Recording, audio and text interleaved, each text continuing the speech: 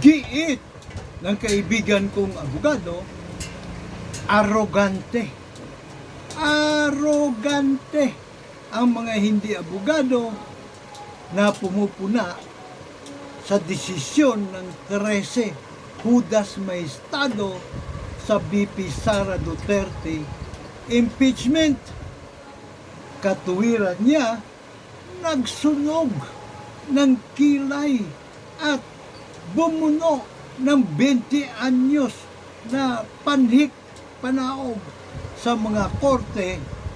Ito pong mga abogado bago maluklok sa Korte Suprema bilang maestrado. Hindi matatawaran na niya ang kanilang karunungan, ang dunong sa batas at experience sa korte. So ang tanong, ang kahindik-hindik na tanong na nagmamakawa para po ating may tanong sa ating mga sarili, kapag ba ang isang tao o ang isang abogado ay matalino, talentado at eksperyensyado, matik ba na siya ay walang bias? Matik ba na siya ay magaling tumuklas kung ano ang katotohanan sa bawat kaso? Mahalaga po yung dalawang aspeto na yan, ng paglapag ng katarungan o hustisya. Kailangan walang bias ang pumuhusga at matinik tumuklas ng katotohanan sapagkat wala naman po sila doon sa pinangyarihan diba? Most of the time or not. O kahit pa sabihin mo sa panig ng maestrado, sila po ay kanilang ini-interpret ang letra at espiritu ng batas. Dahil sila ay matatalino nga. Dahil di naman siyempre, kung mga bobo yan, di naman may lulukulok sa Korte Suprema mga yan Diba?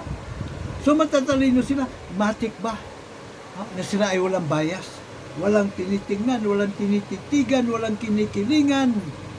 Matik ba yun? At yung galing ng tumuklas ng katotohanan, matik ba yun? Yan po ang ating kikilatisin sa episode na ito ng ating, siyempre, Century Serie. Journey to Democracy. Nating pinamagatang Cold Neutrality of a Judge. Cold Neutrality of a Judge. Okay po, so dyan naman po kayo. Dito lang ako. Medyo kumapit lang kayo. Baka kayo ay malaglag sa inyong mga kinauupuan. Hey! Good morning, ladies and gentlemen of the jury. Puwersa 99.9% sa puwersa sa Luzon, sa Visayas, sa Mindanao, maging sama po kayong panig o sulok o lupalop ng mundo. Bago ang lahat, mga luma ay dapat na natin palitan pagsapit ng 2028. Pahirit po muna ng konting suporta. Konting suporta. Huwag nyo na ipagkait sa akin na inyong pag-like, pag-share, at pag-subscribe. Sabay pindot ng notification bell para kayo po ay updated kapag po tayo may bagong content, live stream man yan o kaya ay pre-recorded. Ating pong recording, pre-recording po as live ala pong ala pong edit po ito. Dire-diretso. Alright, so sa mga nag-like at nag-share, nag-subscribe na, salamat po, salamat. Sa mga hindi pa, po kayo magpatumpik-tumpik pa. Advance, salamat din po sa inyo. And so, tara na! Huwag kayong mag-atubili ha, na ilapag ang inyong pong komento, pabor man o kontra, sa comment section dito po sa aking tindig sa anumang issue na akin pong tinatalakay po rito. Demokrasya po umiiral dito, as in, hindi ko man gusto ang kilamsik ng dila mo o kaya yung pitik ng mga daliri mo o kapipindot sa keyboard mo po. Pero, sigurado ko sa iyo, 101% ipagtatanggol ko hanggang sa kahuli-huli ang patak na aking dugo ang iyong karapatan, ang iyong demokratikong karapatan na ihayag ang iyong saloobin, haka-haka, kuro-kuro, opinyon sa mga bagay-bagay na nakaapekto sa ating mga buhay-buhay. Ariglano. Sige po. So, nahin po natin itong cold neutrality. Cold neutrality of a judge. Ito po ay ika nga just like Caesar's wife. Si Julius Caesar po, ang pamusong ano ba siya? General at naging pinuno naging emperor. Emperor na ng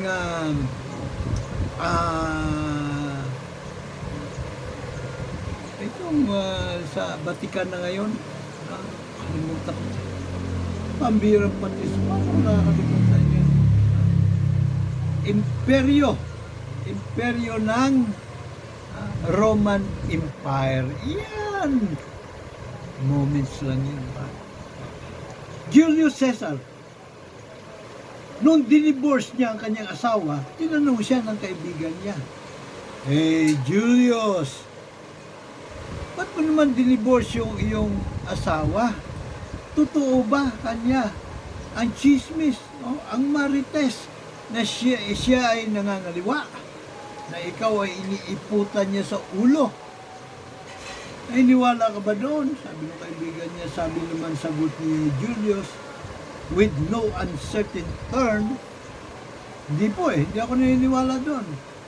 Gano'n pala ba't mo dinivorce yung asawa mo? Sabi niya, to be a Caesar's wife, hindi lamang siya walang bahid ng pagdududa, kung hindi kahit na katiting, ay hindi siya dapat pinagdududahan. Ayun, siyempre may mga nagduda, may nagmarites. So yan po ang Caesar's wife, at yan po ay nakakabit doon sa cold neutrality of a judge. Ay so, ano ba yung inyong sentido komon sa cold neutrality of a judge? Dalawang bagay lang naman yun, di po ba? Bias. May bias ba siya? Wala. Magaling ba siyang tumumbok ng katotohanan o hindi? Yan po ang susi sa aking kaibigan. Attorney classmate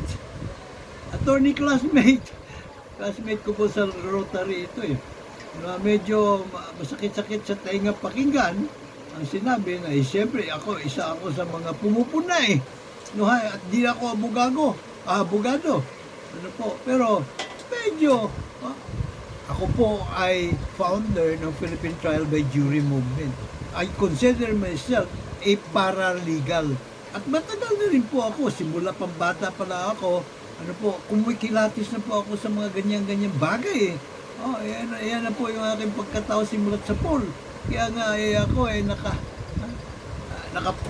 nakapuruntong pa lang sa aming lugar sa Bacolod City, ang tawag ng mga matatanda sa akin, Attorney Lagare. Si Attorney Lagare na po ako. At may bida ko na rin po. Ako'y nagtrabaho sa Negros Navigation. Sa Zip Forwarders. Ang sister company. Ninako Sales Corporation.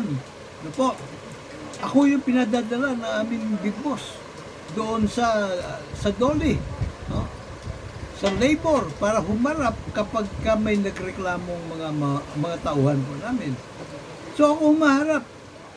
At biro mo, hindi naman sa pagmamayabang ha. Yung arbiter doon ang tanong sa akin Brad, anong batch ka ba sa UP Law? Tanong. Sabi ko, hindi ako abogado. Oh, lukdo sako lang ako. Anyway, so, binibigyan ko palagi yan pag ako'y kumilatos, pag ako binuka ko yung bibig ko, sinisigurado ko po na ako ay may batayang legal, moral, at beneficial to all concerned. Po. Well, anyway, okay, so, unahin po muna natin bago natin puntahan yung kahindik-hindik na tanong, sagot sa tanong, unahin po muna natin yung ating mga ginawang batayan. Po, kaya sabi ko sa inyo, meron po ako palaging may sandigan po akong batayan palagi. No? And so, una, democratic political doctrine. Ito po yung doktrina na pandemokrasya. Pandemokrasya na politika. Ano ba yung politika? Ang politika po ay kumbaga sentido común na diskarte ng mga politiko kung paano patatakbuhin ang bansa, ang gobyerno sa matinong pamamaraan, menos gastos at kapakipakinabang para sa halos lahat ng mga mamayan, kung hindi man lahat ng mga mamayan ay makikinabang. Yan po yung political na prinsipyo, doktrina, po. Ito po yung swak sa kasong impeachment. Political doctrine. Pero, paliwanag ni Attorney Tranquil Salvador, abay, sabi daw ng Korte Suprema, hindi lang pampolitika ito. Pang-legal din po ito, sabi niya. Hindi lang konstitusyonal. Pang-legal din daw po ito. Yun ang kanyang, kumbaga, kinopya sa desisyon ng Korte Suprema. Now, tingnan po natin na.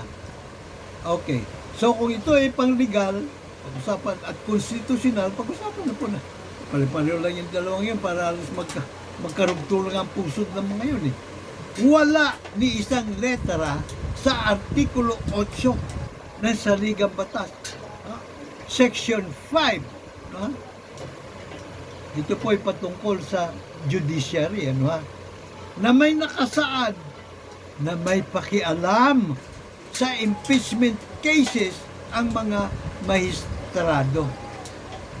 Walang letra, ibig sabihin, walang espiritu. Anong espirituhan mo dyan? Walang letra.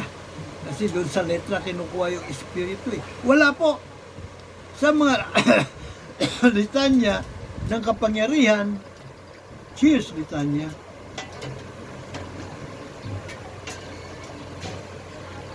ng Korte Suprema kung ano yung kanang mandato, wala po ni isang letra na nagsasabi na may pakialam sila sa usapin ng impeachment, At ito naman po ay sentido común din lang naman po ito impeachable officials din po.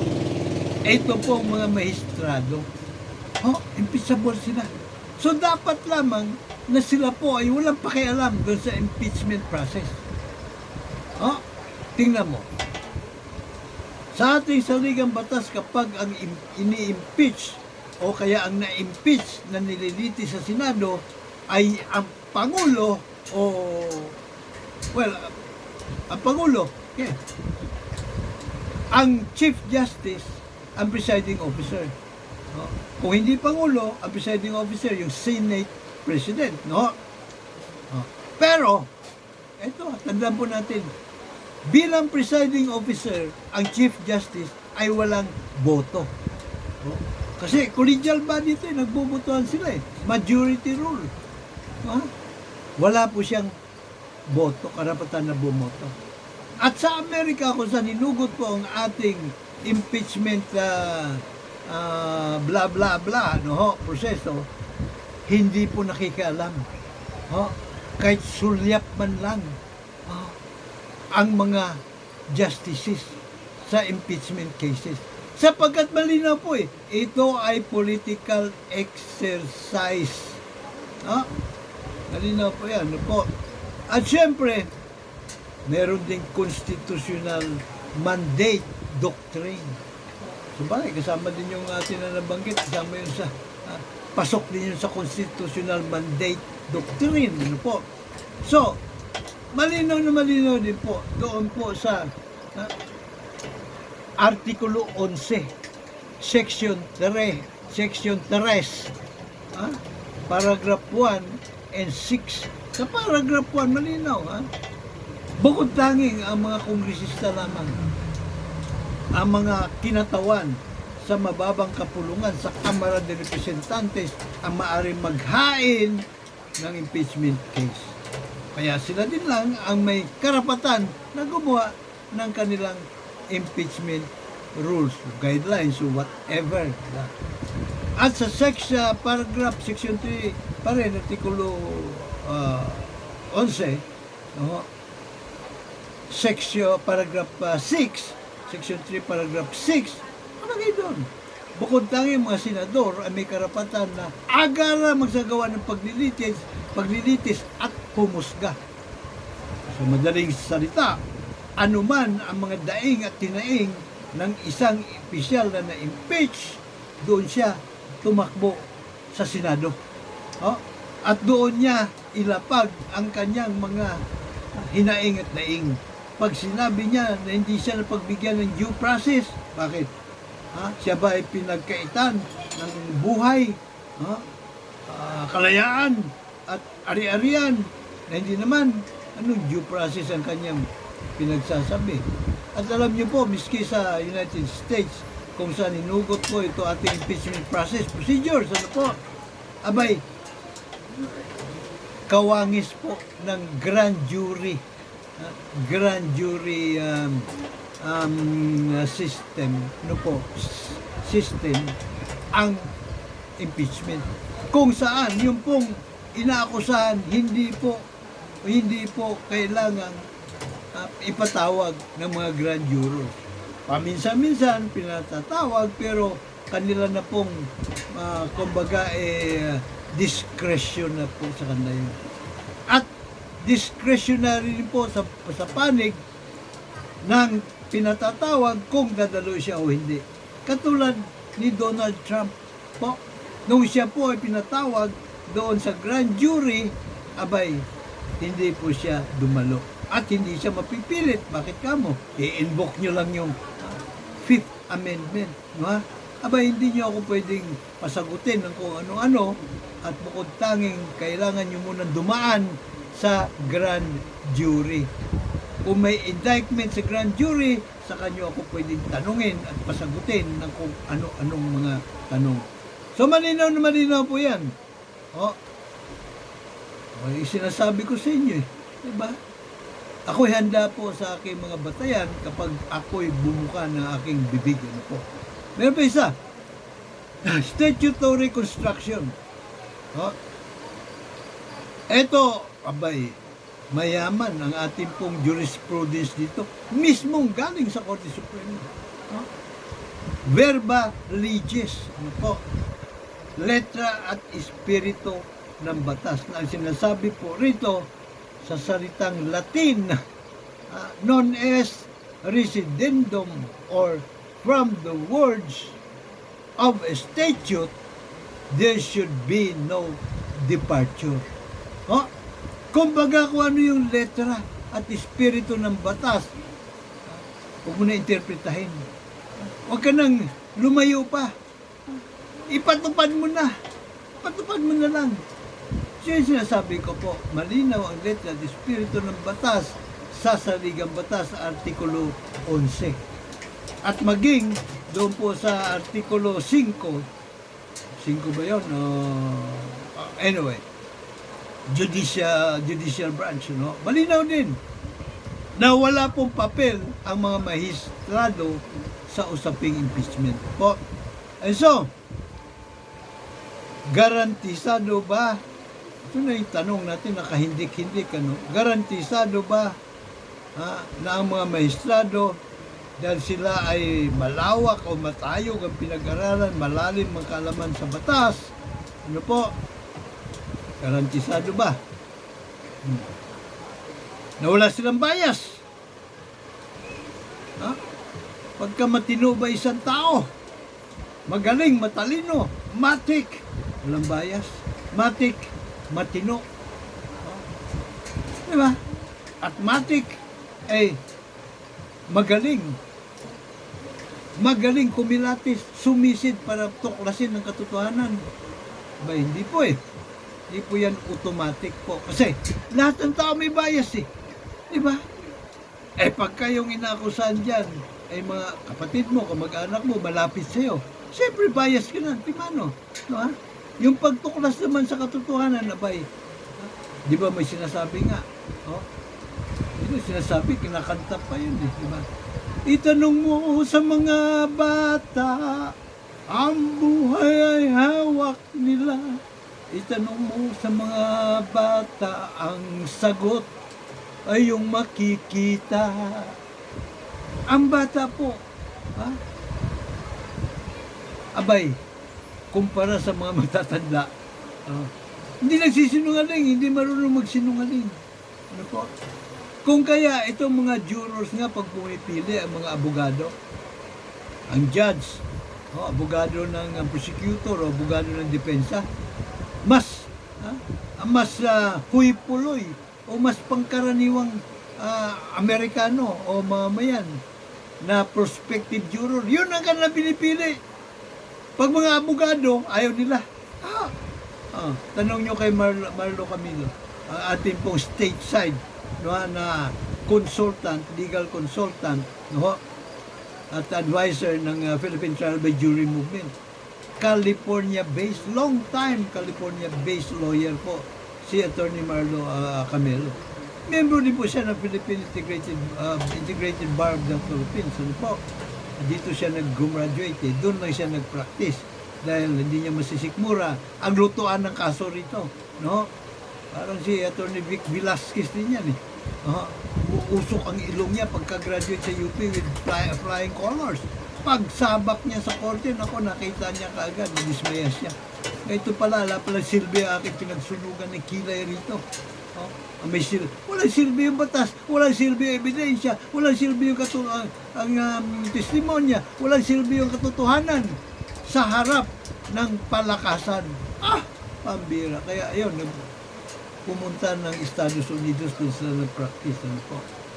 So, nakita itong si Atty. Marlo Camilo. Nung unang sabak niya sa trial by jury, doon sa, kung tawagin voir dire, ano po, speak the truth in pain of penalty. Yun po yung final selection process ng impaneling ng trial jury. Ano po? 12. So, yung mga tanong, tatanungin nila yung para mapagsino nila yung bawat juror, no, na walang bias, walang kinikilingan sa magkabilang panay. Yun po. So, nagtatanong sila. So, naobserbahan niya, bakit yung pinipili ng abogado, yung mga, kumbaga mas pinaka-aba, mas gusto nila. Abogado, bumibili sa abogado. So, tinanong niya, yung kasama niya. Ano ko, ba't ganun? Kala ko, kasi ang kanyang paniniwala din, na pag-abogado, iyon ang mas gugustuhin ng mga prosecutor o ng defense lawyer na ma-impanel as jury, no? Sa trial jury. Nagkamali siya. Sabi niya, bakit ganon? Panaliwanag sa kanya kasi yung mga yan, minsan, nandun yung magmamayabang, di ba? Magmamagaling kasi abogado sila, ano ha? Baka may influensya pa yung ibang juror, no? Ang tinutuklas ng mga juror, hindi naman yung kung ano yung batas, eh. Kung ano yung katotohanan. Yan ang tinutuklas, katotohanan, no? Kaya, ayun, namulat si Atty. Marlo Camilo, no? At natuto. So, hindi po garantiya ang mataas na pinag-aralan at lalim ng kaalaman sa batas para isang tao ay masasabi nating matino o walang bias, walang kinikilingan at magaling tumuklas ng katotohanan. Wala ho tayo ron eh. Di ba? Sa pangyayari. Paano mo masasabi na, di ba? Na ito yung katotohanan. Wala ka ron eh. Dito naman sa kaso ni BP Sara, Abay, document is the best evidence. Eh, nagdudumilat yung katotohanan, may dokumento eh. Di ba may nirelease sa kanyang pondo? Saan napunta yung pondo? Kay Piatos. Sino si Piatos? No? Hindi masama na ikaw ay merong gumawa ng mga aliases doon sa iyong binibigyan ng pabuya para sa mga impormasyon na makapagdudulot ng good governance. Walang masama po yan. Yan mismo po ang konsepto ng intelligence fund, ano po, para huwag malalagay sa balag ng alanganin yung nagbibigay ng impormasyon na kapakipakinabang sa halos lahat ng mga mamayan, kundi man lahat makikinabang. Pero dapat meron kang resibo, ebidensya na naging successful ang operation mo.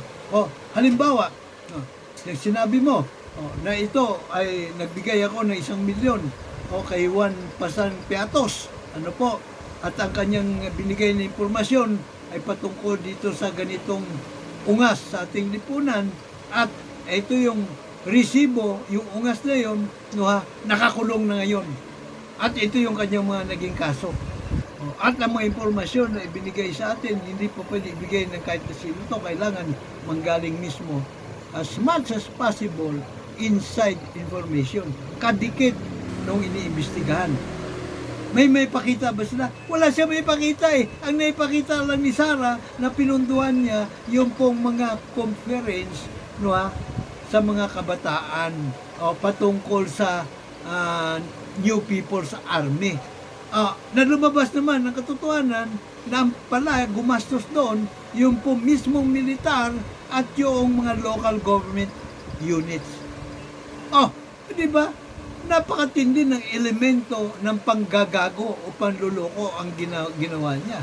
So, malinaw na malinaw po yan. No po? And so, ngayon, puntahan naman po natin yung kung tawagin na under duress. No po? Ito pong lahat po, nilalahat ko na, justices. Abay, under duress po palagi sila pag nag-desisyon. Naroon po yung sigilin sila ng utang na yan na loob nang nagluplok sa kanila sa pwesto.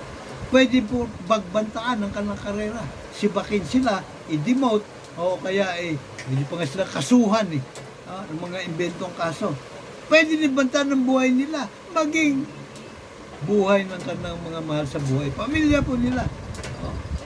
Pwede din po silang suhulan ng pera o suhulan ng mas mataas na posisyon, katulad ng ginawa doon sa nag-convict kay Erap sa kanyang plunder case, naging maestrado sa Kwarta Suprema, no po, at maraming iba pa, no po. At pwede din all of the above. So kung ikaw po ang huwes, abay, talagang under duress ka, no? Kung kaya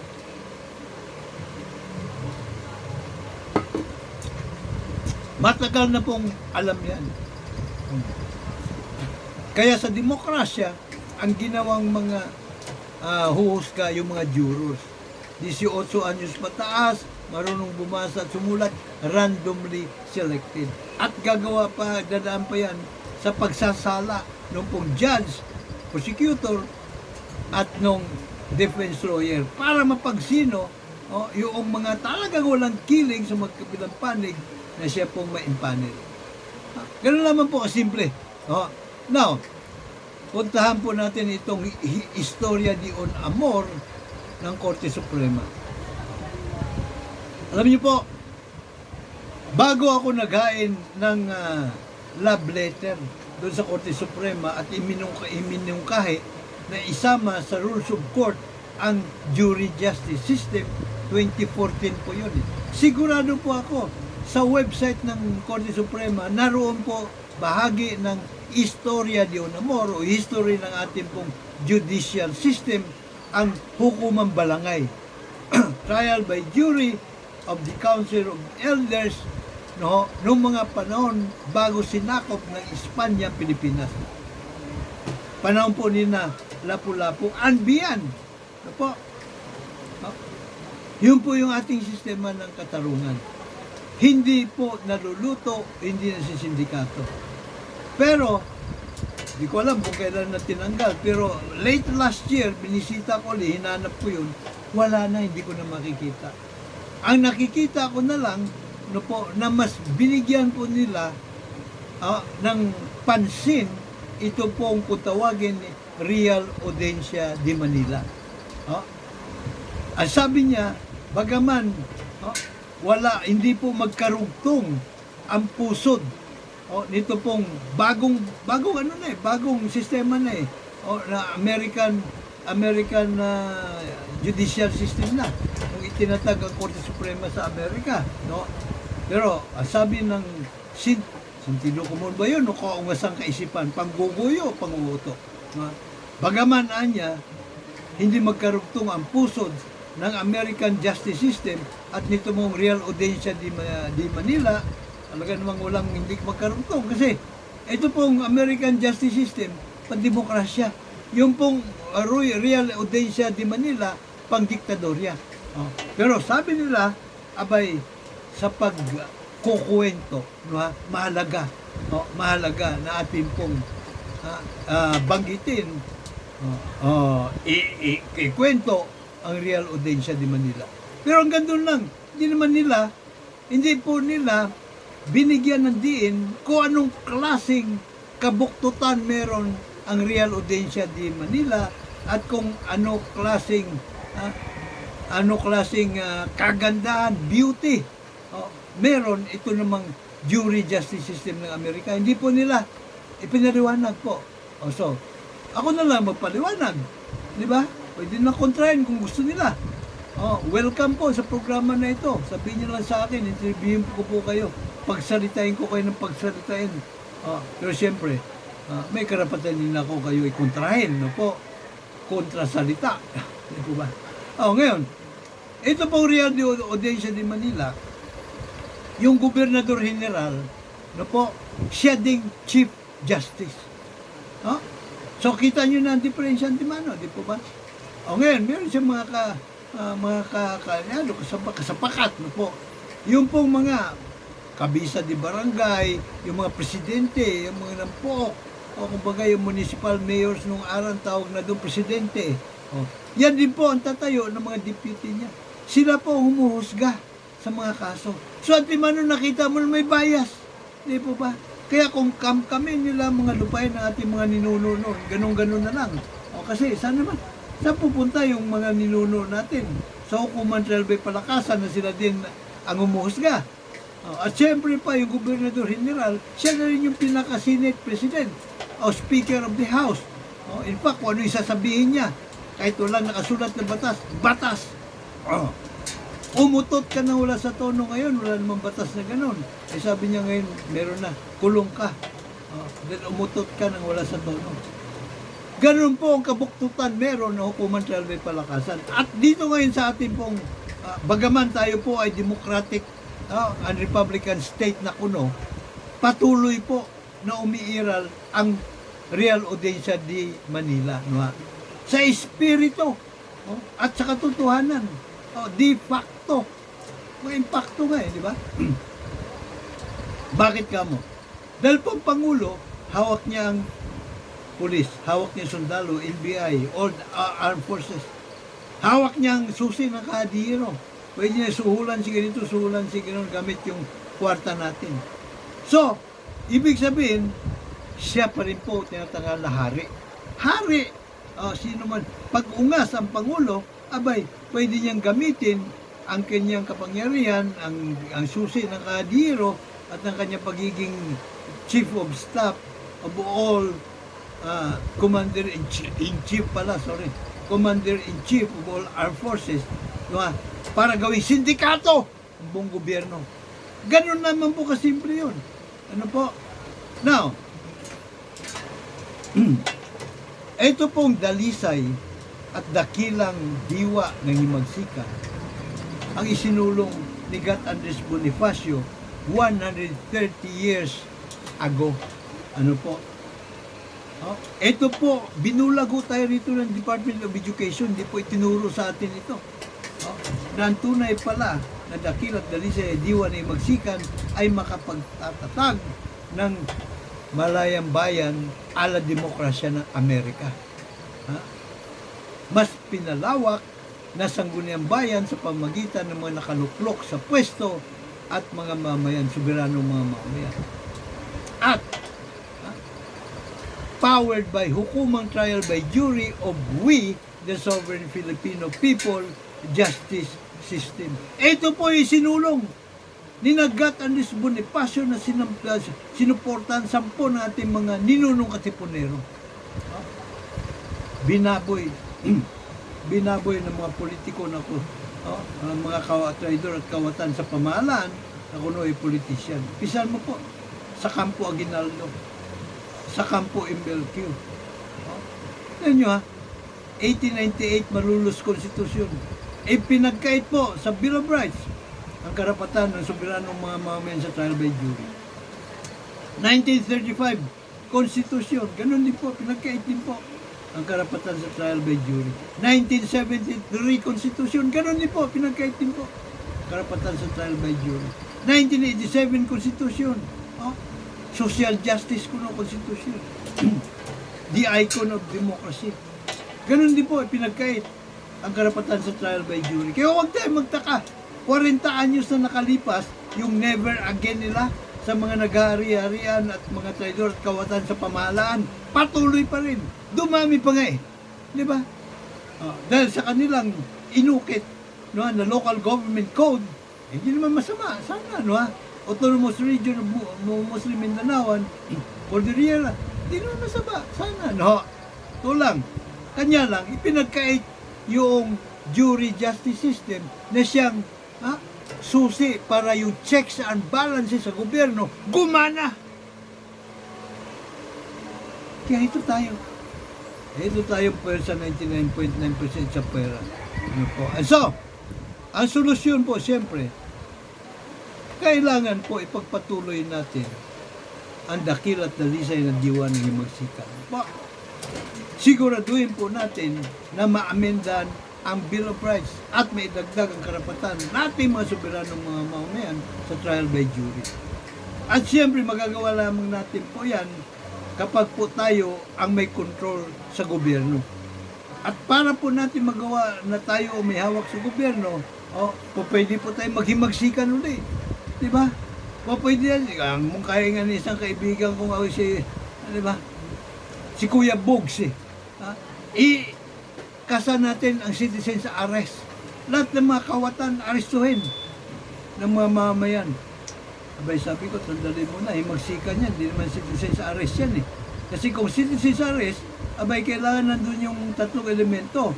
Dapat, bago siya gumawa ng krimen, habang ginagawa niya yung krimen, at matapos niya ginagawa ang krimen, at ang huhuli, merong carnal knowledge na siya talaga gumawa ng krimen. Pero yung, siyempre, wala namang, kumbaga, hindi naman po pwedeng maaktuhan natin ang pangungurakot ng mga salot di ba? So, paano natin may kasa ang citizens arrest? So, hindi citizens arrest, kundi direct exercise of sovereign democratic power natin mga mamayang Pilipino. Damputin, mapaghinalaan pa ng damputin sa kalitisin. Yan ay buwis buhay. So sabi ko, sige, upisan mong kumbinsin ang ating mga kapwa Itzapuera. Pag sumama sila lahat, sama tayo lahat, abay, walang magagawa itong mga salot na kurakot.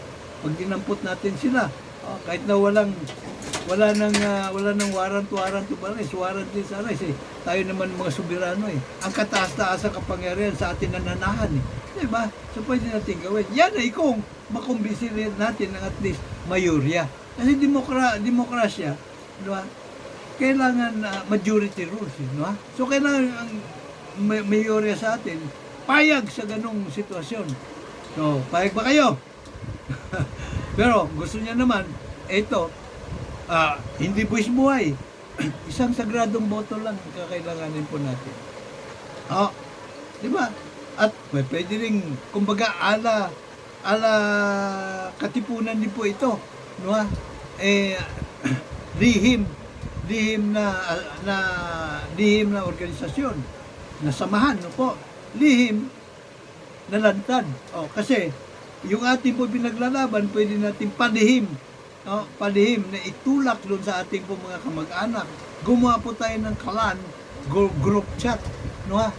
Sa social media, sa Facebook, sa Messenger, at doon po natin ikalat ito mga impormasyon na ito, doon nyo po ibahagi ito po aking mga contents na to, no? Para mamulat ang inyong mga kamag-anak, kaibigan, kapatid, maging mga kaaway. Madali na po ang laban natin ngayon, no? Para makamtan na sa wakas ang makatarungan at makataong lipunan. Pindot-pindot na, fingering na lang eh. Di ba? Dahil sa social media, dahil sa advent of technology. So, ngayon pong gawin natin. Ngayon, yung pong mga botante, yung mga botante po natin ay sa ating hanay din manggagaling. Ano po? Hanay ng Itzapuera. Ano po? Pero pwede rin po sumama sa atin itong mga politiko na gustong magbagong buhay. Everybody deserves second chances. Di po ba?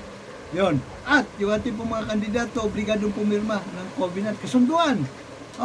Kasunduan, no, na within 3 months, pagka naluklok na sa Senado, sa Kongreso, sa Sangguniang Bayan, Sangguniang Palunsod, Sangguniang Palalawigan, ihain nila ang ating amenda sa Bill of Rights. Ano po? Pag hindi po na ginawa yung, kailangan nilang mag-resign. Maging yung man din na ginawa, pwedeng gamitin yung kasunduan permado po nila para maghain ng petisyon, mandamos petisyon sa Korte Suprema nang sila ay patalsikin sa pwesto. Kwentas claras, di po ba? At tayo po, mga miyembro ng Partido KKK 2.0 Demokratiko, Puwersa 99.9%, Itzapuera, plataformang politika, ang siya din po siyempre, political machinery. Tayo po'y magambagan. Ating mga kandidato dito, hanggat maaari, wag po natin pagastusin kahit na 5 duling. Tayo po mismo magambagan, piso-piso, 5 piso, 10 piso konforme sa kakayanan po ng bawat isa sa atin. Ano po? Nang sa ganun, wala po silang tatanawin utang na loob. At kahit pa naman may tatanawin po sila utang na loob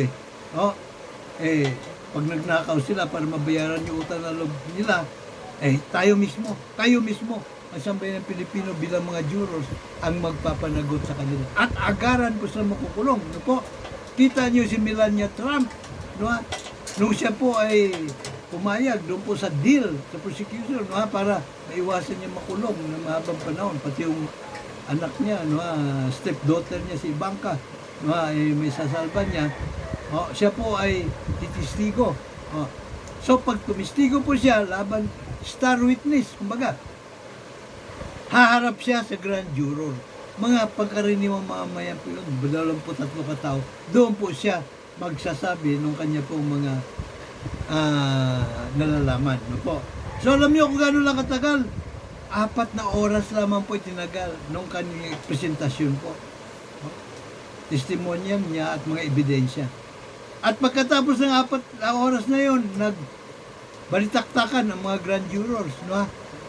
Inabot ng 8 oras yung balitaktakan nila, kung hindi ako nagkakamali. So sa loob ng, baka wala pa, no?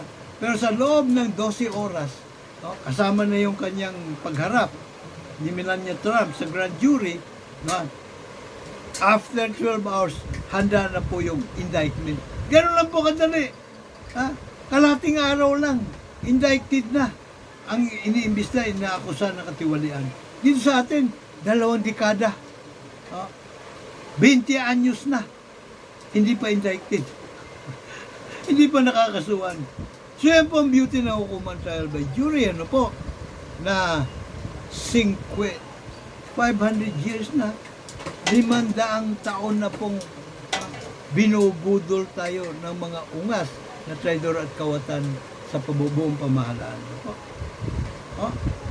Nakikita pong 500 anyos, 500 taon po na umiiral sa bansa ang kabuktutang hukuman trial by palakasan ng mga traidor at kawatan. Ano po?